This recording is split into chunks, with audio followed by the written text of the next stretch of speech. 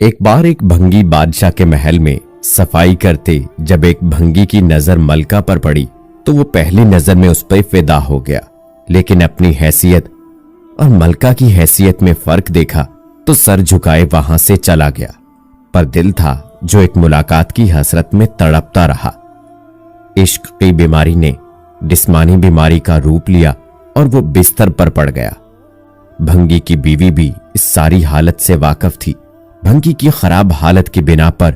اس کی بیوی اس کی جگہ کام پر لگ گئی۔ کئی دن تک جب بھنگی ملکہ کو وہاں نظر نہ آیا تو اس نے اس کی بیوی سے دریافت کیا۔ بھنگی کی بیوی یہ سوچ کر گھبرا گئی کہ ملکہ کو اصل بات بتا دی تو نہ جانے کیا حال ہو ہمارا، لیکن ملکہ نے اس کی گھبراہٹ جانچ کر اسے اعتماد میں لیا اور حقیقت پوچھی۔ بھنگی کی بیوی نے وہ ساری صورتحال ملکہ کے گوش گزار کر دی۔ تب ملکہ نے اسے کہا کہ اس سے ملاقات کا یہی ایک راستہ ہے، تم اپنے شوہر سے جا کر کہہ دو کل وہ شہر سے باہر کسی رستے پر بیٹھ جائے اور بس اللہ اللہ کرتا رہے، نہ تو کسی سے بات کرے اور نہ ہی کسی کا دیا کوئی تحفہ قبول کرے۔ ایسا کرنے سے جب اس کے چرچے بادشاہ تک پہنچیں گے تو ملاقات کے راستے بھی کھل جائیں گے۔ ملکہ کا پیغام سنتے ہی بھنگی کی جان میں جان آئی اور وہ گداؤں کا بھیس بدل کر ایک راستے پر جا کے بیٹھ گیا اور اللہ اللہ کا ورد شروع کر دیا۔ آنے جانے والے اس سے متاثر ہوتے اور نذرانے ساتھ لاتے، لیکن وہ نہ سر اٹھا کر کسی کو دیکھتا نہ ہی کسی چیز کو ہاتھ لگاتا۔ کرتے کرتے خبر بادشاہ تک پہنچی اور اس نے وزیر کو بھیجا کہ دریافت کرو کہ کون ہے وہ اور اس کی سچائی کس حد تک ہے۔ وزیر نے واپس جا کر بادشاہ سے اس کی بہت تعریف کی۔ بادشاہ فیض پانے کی غرض سے خود چل کر اس کے پاس گیا۔ جب ہر طرف اس کے چرچے ہونے لگے تو ملکہ نے بادشاہ سے اس نیک انسان کی زیارت کی خواہش ظاہر کی۔ بادشاہ نے اجازت دے دی۔ اسی اثناء میں جب بھنگی کو اس بات کا احساس ہوا کہ اب تک وہ دل سے نہیں صرف ایک دنیاوی مقصد کے تحت ہی اللہ پاک کے نام کی تسبیح کر رہا تھا، وہ جھوٹا ہے لیکن پھر بھی اللہ کی رحمت اس پر اس قدر ہے کہ لوگ اس کے سامنے جھک رہے ہیں، کیا بادشاہ اور کیا عام آدمی، سبھی اسے عزت دے رہے ہیں۔ یہ کرامات تو صرف زبان سے وہ پاک نام لینے کی ہے، اگر سچے دل سے اس نام کی تسبیح کی جائے تو اور کتنی رحمتوں کا نزول اس پر ہوگا۔ جب ملکہ اس کے پاس پہنچی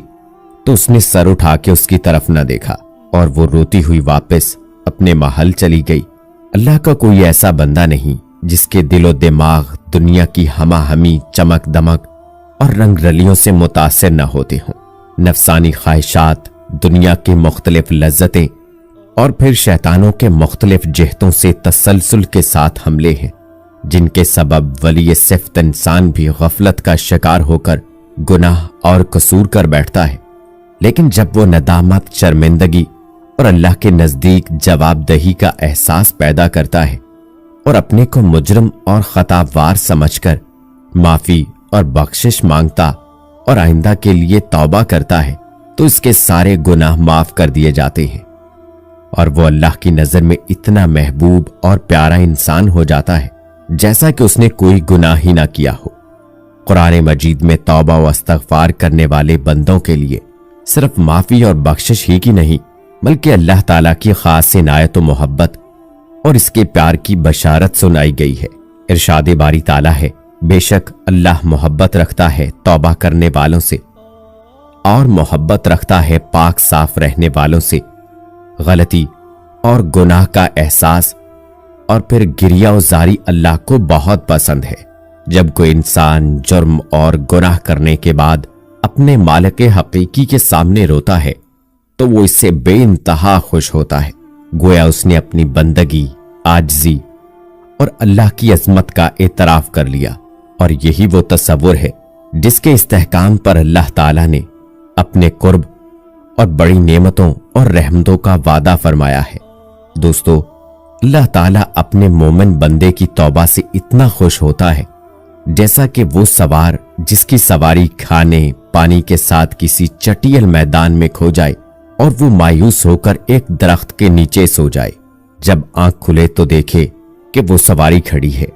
ظاہر ہے کہ اگر کوئی سوار تنہا جنگل میں سفر کر رہا ہو اور راستہ بھر کے لیے کھانے پینے کا سامان بھی اس جانور پر لدا ہوا ہو، اور پھر وہ سفر کے دوران کسی دن دوپہر میں کہیں سایہ دیکھ کر اترا اور آرام کی نیت سے سو گیا، جب آنکھ کھلی تو دیکھا کہ اس کی سواری کا جانور اپنے سارے ساز و سامان کے ساتھ غائب ہے، تو اسے بہت سخت تکلیف ہوگی اور پریشانی کی شدت سے دوچار ہو کر موت کی تمنا کرے گا۔ لیکن جب کچھ دیر کے بعد اسے سواری اور اس کے ساتھ تمام سامان مل جائے تو اس کی خوشی کی انتہا نہیں رہے گی اور وہ رقص و سرور کے عالم کیف میں غرق ہو جائے گا۔ اسی طرح جب جرم و گناہ کے بعد کوئی بندہ اللہ کی طرف رجوع کرتا ہے اور سچے دل سے توبہ کے ذریعے اللہ کا قرب چاہتا ہے تو اللہ تعالیٰ کو اس مایوس شخص سے بھی زیادہ خوشی ہوتی ہے اور وہ اپنے خطا کار بندے کو اپنا محبوب بنا لیتا ہے۔ ایک حدیث میں ہے کہ اللہ کے نزدیک کوئی چیز 2 قطروں سے زیادہ محبوب نہیں، ایک آنسو کا قطرہ جو اللہ کے خوف سے نکلا ہو، اور دوسرا خون کا وہ قطرہ جو اللہ کے راستے میں گرا ہو۔ اللہ تعالیٰ فرماتے ہیں کہ گناہ گاروں کا رونا، آہ کرنا، گڑ گڑانا مجھے تسبیح پڑھنے والوں کی سبحان اللہ کی آوازوں سے زیادہ محبوب ہے۔ اللہ کی عظمت و جلالت شان کی جو بارگاہ ہے وہاں آنسو نہیں ہے، اس لیے وہ ہمارے آنسوؤں کی بہت قدر کرتے ہیں، کیونکہ آنسو تو گناہ گار بندوں کے نکلتے ہیں۔ فرشتے رونا نہیں جانتے کیونکہ ان کے پاس ندامت نہیں ہے، ان کو قرب عبادت حاصل ہے، قرب ندامت حاصل نہیں۔ قرب ندامت تو ہم گناہ گاروں کو حاصل ہے، یعنی گناہ اور قصور تو انسان کی صفت ہے، کیا اس کی وجہ سے اللہ کا دربار چھوڑ دیا جائے؟ اور اللہ کا دربار چھوڑ کر جائے پناہ بھی کہاں ہے جس کا سہارا لیا جائے؟ اس لیے تمام گناہگار اللہ سے توبہ کرے اور ندامت کے آنسو بہا کر اللہ سے معافی مانگے، وہ یقیناً معاف کرے گا اور خطاؤں کو بخش دے گا۔ گناہ پر اصرار یعنی بے فکری اور بے خوفی کے ساتھ گناہ کرتے رہنا اور اس پر قائم و دائم رہنا بڑی بدبختی اور بہت برے انجام کی نشانی ہے، اور ایسا عادی مجرم اللہ کی رحمت کا مستحق نہیں۔ اس لیے آپ صلی اللہ علیہ وآلہ وسلم کے 70 مرتبہ توبہ و استغفار کے عمل سے یہ بات بھی معلوم ہوتی ہے کہ اگر کسی گناہ پر ایک مرتبہ توبہ کرنے کے بعد پھر سے وہی گناہ ہو جائے تو پھر سے توبہ کر لی جائے۔ اس میں شرم کرنے کی ضرورت نہیں کہ ایک گناہ کا بارہا ارتکاب ہو رہا ہے، بلکہ متعدد مرتبہ غلطیوں سے استغفار سے اللہ تعالیٰ خوش ہوتا ہے، اور اس توبہ و استغفار کے نتیجے میں گناہ کو ترک کرنے کا داعیہ پیدا کر